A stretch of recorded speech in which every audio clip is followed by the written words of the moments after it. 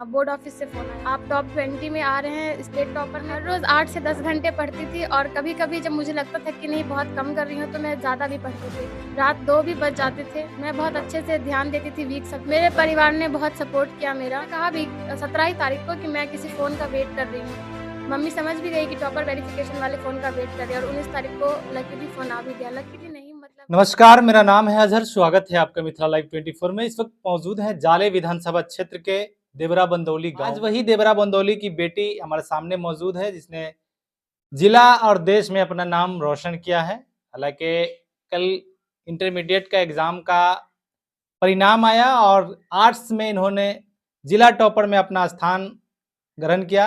इसी को लेकर मिथिला लाइव की टीम अभी देवरा बंदौली इनके आवास पर आई हैं। इनसे खास बातचीत करेंगे। इनका जो सफर रहा, कैसा सफर रहा, कितने घंटे पढ़ाई की, कैसे ये सारी चीज को मेंटेन की, कैसे इनको ये पता चला कि आज हम जिला टॉप कर गए हैं, इसी सब मुद्दे को लेकर मिथिला लाइव की टीम से बात करेगी। सबसे पहले तो स्वागत करेंगे मिथिला लाइव 24 में। जी, बहुत शुक्रिया आपका। कैसे जानकारी मिली, कब जानकारी मिली कि हम जिला में टॉप कर गए हैं? मैं एग्ज़ाम देने के बाद से मुझे पता था कि मेरा टॉपर वेरिफ़िकेशन के लिए फ़ोन आएगा। इवन मैं 17 मार्च से ही वेट कर रही थी फ़ोन का। फिर 19 मार्च को मेरे स्कूल से फ़ोन आया और उसके बाद वहाँ बोर्ड ऑफ़िस से फ़ोन आया मुझे कि आपका एग्ज़ाम बहुत अच्छा गया है। तो मैंने कहा हाँ, फिर उन्होंने कहा कि आप टॉप 20 में आ रहे हैं स्टेट टॉपर में, तो आपको एक छोटे से इंटरव्यू के लिए पटना आना पड़ेगा। बोर्ड ऑफ़िस आना है सिन्हा लाइब्रेरी के सामने। तो कितने लोग वहां गए थे? वहाँ मैं, मम्मी और समीर भैया गए थे और मेरे मामू जान आए थे दिल्ली से उधर ही। तो वेरिफिकेशन में क्या कुछ पूछा गया था, क्या कुछ हुआ था? वेरिफ़िकेशन में अच्छा खासा टाइम लगा, एक सब्जेक्ट पे आधा घंटा लगा मेरा और मेरा टोटल 6 सब्जेक्ट था। सुबह 8 बजे के थोड़ी देर बाद ही मुझे अंदर ले लिया गया था और 3 बजे मैं बाहर आई थी। 3 बजे 12 बजे? जी। तो उस समय क्या क्लेरिफिकेशन कुछ मिला, क्या हुआ था उसमें, कुछ नहीं, बताया उस गया? वक़्त कुछ नहीं, उन लोगों के पास जो वहाँ पर थे बोर्ड ऑफ़िस में उनके पास मेरी फ़ाइल थी, उसमें मेरा आंसर शीट जो है उसके पेजेज़ थे और उन्होंने दिखाया नहीं किसी को, वो उसमें लिख रहे थे। इंटरव्यू के बाद वो लिख रहे थे उसमें लाइक वेरी गुड, आउटस्टैंडिंग इस टाइप से। तो आपकी जो बेसिक शिक्षा थी वो कहाँ से ग्रहण की थी आपने? वो मैंने पहली से 5वीं तक मदरसा में पढ़ाई किया है, मेरे गाँव के मदरसे में, फिर छठी से 10वीं तक मैंने बंधौली स्कूल में पढ़ाई किया, जो मेरे गाँव का ही सरकारी स्कूल है।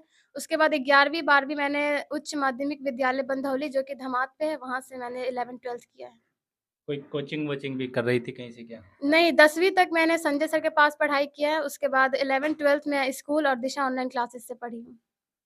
तो कितने घंटे का ये पढ़ाई होता था? कितनी मेहनत करनी पड़ी? किन-किन सब्जेक्ट पर कैसे फ़ोकस डाले, जो आज ये परिणाम जिला में टॉप करना एक बहुत बड़ी बात होती है?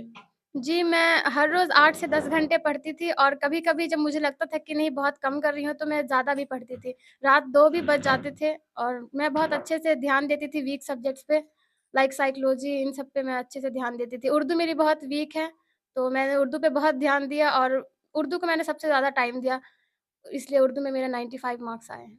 ग्रामीण इलाका में बेटियों को पढ़ाने से लोग बहुत कुछ हिचकिचाते हैं और बेटी को पढ़ाने के लिए एक बड़ी चुनौती को भी झेलना पड़ता है, क्योंकि बेटियां आजकल सुरक्षित भी नहीं हैं। उस चुनौती को कैसे स्वीकार करके माँ बाप के जो सपोर्ट मिलने पर कैसे इन सफर को तय किया, परिवार का कैसा ये सपोर्ट मेरे था इस परिवार दौरान? ने बहुत सपोर्ट किया मेरा। मेरी मम्मी हमेशा मेरे लिए मेरी बैकबोन रही, मेरे मामू जान और मेरे स्कूल के एक सर हैं शशि सुमन सर, वो हमेशा समझाते थे। वो स्टार्टिंग से ही कहते थे कि तुम टॉप करोगी, बस तुम मेहनत करो, तुम स्टेट टॉपर में ज़रूर आओगी।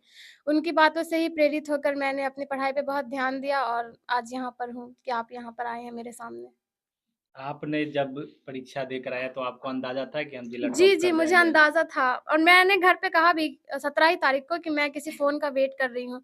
मम्मी समझ भी गई कि टॉपर वेरिफ़िकेशन वाले फ़ोन का वेट कर रही है और 19 तारीख को लकीली फ़ोन आ भी गया। लकीली नहीं मतलब मैंने मेहनत किया तो मुझे आ गया फ़ोन।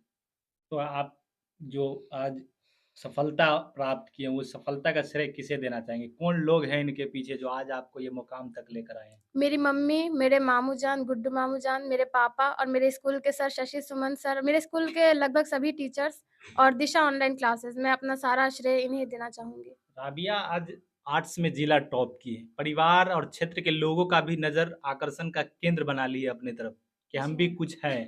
तो क्या जानना चाहते हैं लोग, हमारे दर्शक, जो आपके अगल-बगल के लोग हैं सब, कि राबिया आखिर बनना क्या चाहती है? उनका मेन फ़ोकस क्या है? मैं पहले तो मैंने सोचा था कि टीचिंग लाइन में जाऊँगी, पर फिर मेरा मन बदल गया। मैंने सोचा अब मैं यूपीएससी करके मैं आईएएस बनूँगी। तो कहीं न कहीं आपका मोटिव है कि हम आईएएस की तरफ जाएँगे। जी, इसका ये परिणाम आज आपने दिखा भी दिया कि जिला में टॉप करके। जी। क्या कुछ कहना चाहेंगे जो बच्चे पढ़ रहे हैं अभी उनको क्या संदेश होगा? कितने घंटे पढ़ाई करें? किन मुद्दों पर पढ़ाई करें? कैसे इन परिस्थितियों को झेलें? मैं कहना चाहूँगी कि वो अपने वीक सब्जेक्ट्स पे सबसे ज़्यादा ध्यान दें और राइटिंग स्किल्स पर भी ध्यान दें। राइटिंग प्रैक्टिस बहुत ज़रूरी है और सबसे ज़्यादा इम्पोर्टेंट मुझे लगता है रिवीज़न, क्योंकि हम लोग 10-12 चैप्टर्स पढ़ लेते हैं और फर्स्ट चैप्टर का जब पूछा जाता है तो नहीं याद होता। तो रिवीज़न बहुत इम्पोर्टेंट है। तो अगर आप मिथिला लाइव के माध्यम से ये खबर को देख रहे हैं, तो आप भी अपनी बेटियों को आगे बढ़ाएँ, पढ़ने का मौका दें। क्योंकि आज देवरा बंदौली और जाले से कोई बेटा नहीं टॉप किया है। आज एक बेटी है, जो नाम राबिया है, पहचान देवरा बंदौली है। जिला दरभंगा में आर्ट्स की टॉपर बनी है।